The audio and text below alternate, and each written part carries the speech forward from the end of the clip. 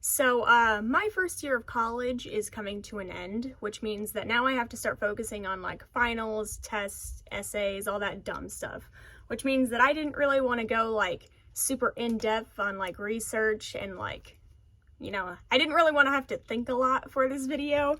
So I decided that in this video, I'm just going to talk about some of my favorite books and, give you some recommendations, I guess, if you haven't heard of them. Just as it says in the title, all of this is spoiler free, so any information I give you about the book is generally known information or is necessary for me to, explain what it's about to you. So starting from the bottom and working our way up, we have Salt of the Sea by Ruta Sepetys.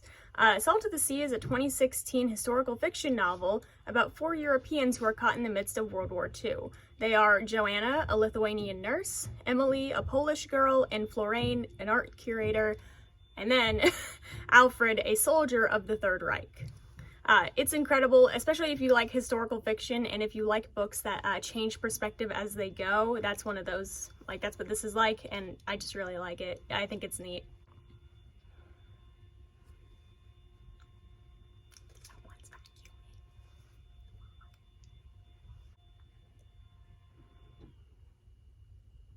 The next book is God is Red by Vine Deloria Jr. God is Red is a 1973 nonfiction book all about the indigenous perspective of Christianity, especially post-colonization, or I guess we're still technically you know what I mean, like after the colonization process and the Americanization process of indigenous Americans. If you're a fan of history, nonfiction, and religion, or if you're just interested in learning about colonization and how Christianity was used as a tool of colonization, I highly recommend it. It's very good. The next book is Geralds Game. Geralds Game is a 1992 novel by Stephen King, and you might be familiar with the movie, but if you're not familiar with the story at all, it is about a husband and wife, Jesse and Gerald, who travel to their lake house as a means of spicing up their relationship. And while they are there, Gerald ends up having a heart attack while Jesse is chained to the bed, leaving her basically defenseless. My next book is The Screwtape Letters by C.S. Lewis. The Screwtape Letters is a 1942 novel dedicated to J.R.R. Tolkien. It is a novel about a demon basically giving his nephew advice about how to corrupt humanity better. It's meant to, call out Christians on some of the behavior that they exhibit that, they may not realize is kind of sinful. But I just think it's a very good read. It's pretty fun. He turns into a giant centipede at one point because he becomes so frustrated. It's just really funny. I guess that's technically a spoiler. It's not really necessary information. It's just a fun thing that happens randomly. So I'm gonna count that as not a spoiler.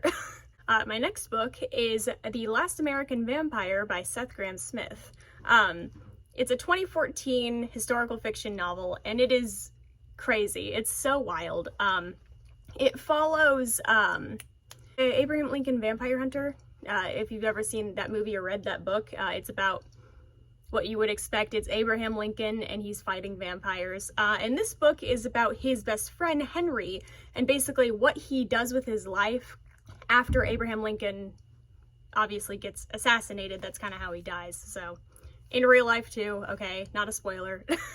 So the government is controlled by vampires. It makes sense, if you read the first book, but it doesn't really matter that much. The government is controlled largely by vampires, and Henry himself is a vampire. So basically what happens is that he gets commissioned to just kind of go around and fuck up major historical events because he can. So, he witnesses, major world-changing events and he's just there for them. It's pretty awesome. I like it.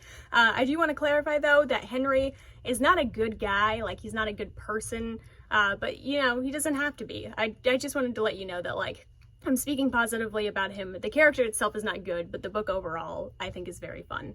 My next book is Frankenstein by Mary Shelley.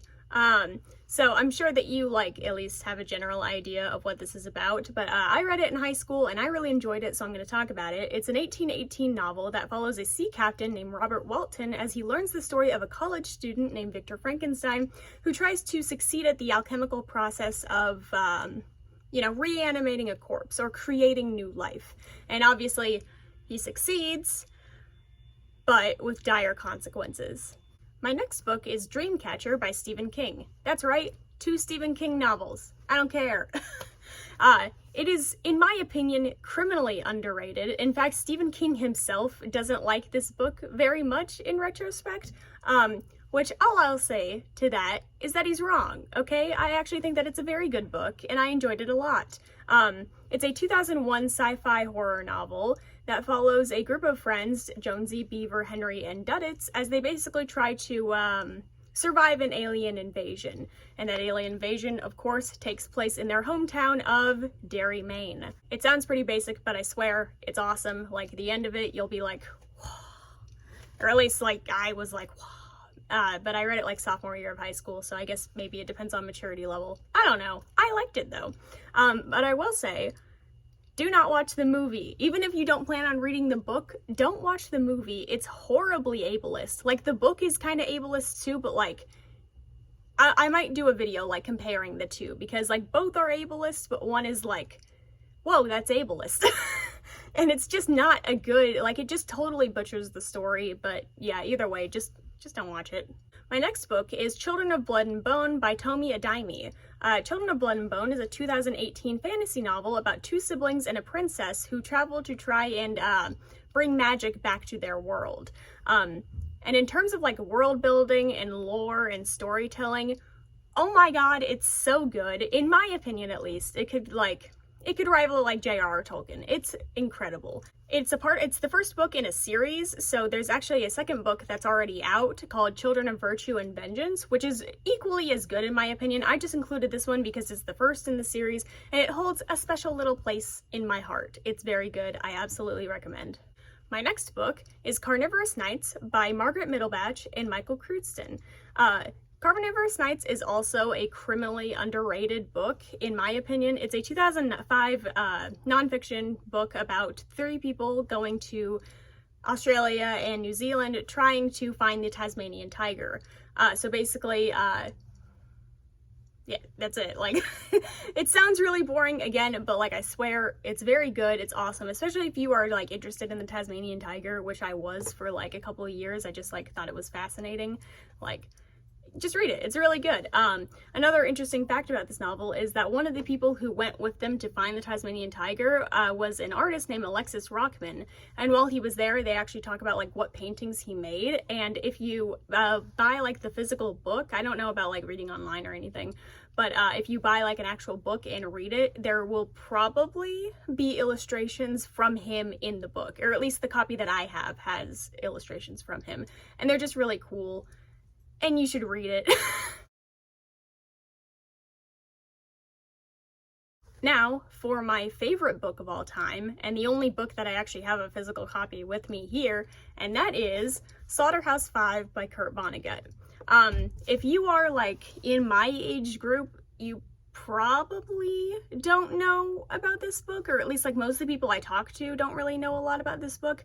But if you're like over the age of like 30, 35, you definitely know who Kurt Vonnegut is and what this book is about. But in case you don't know a lot about this book, it is a 1969 anti-war novel about a man named Billy Pilgrim who basically witnesses the atrocities of war and becomes unstuck in time as a consequence, meaning that he doesn't experience time on a linear plane like we do with like the beginning and end of life. He sort of just hops in between at random moments.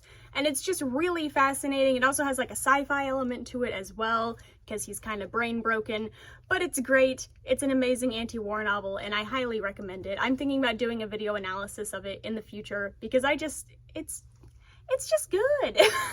It actually, and I say that like it's like a really like not well-known book. It was incredibly popular when it was released. I just feel like a lot of people don't really talk about Kurt Vonnegut or about this book very much, or at least I don't feel like it's super popular with people my age, which it should be. Because believe it or not, I think it's really good. It's my favorite book, so, you know.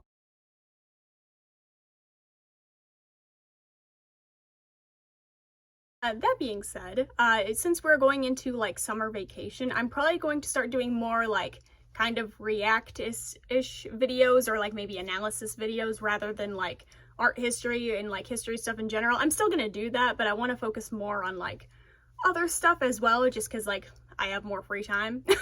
But if you like this video, be sure to like this video and subscribe and comment. And you know what? Tell me your favorite book down below. I'd love to hear about it. If you've read any of these books, let me know, and let me know what you think, you know? But yeah, I hope that you subscribe and like and that stuff. I already said that. Have a good day. Bye.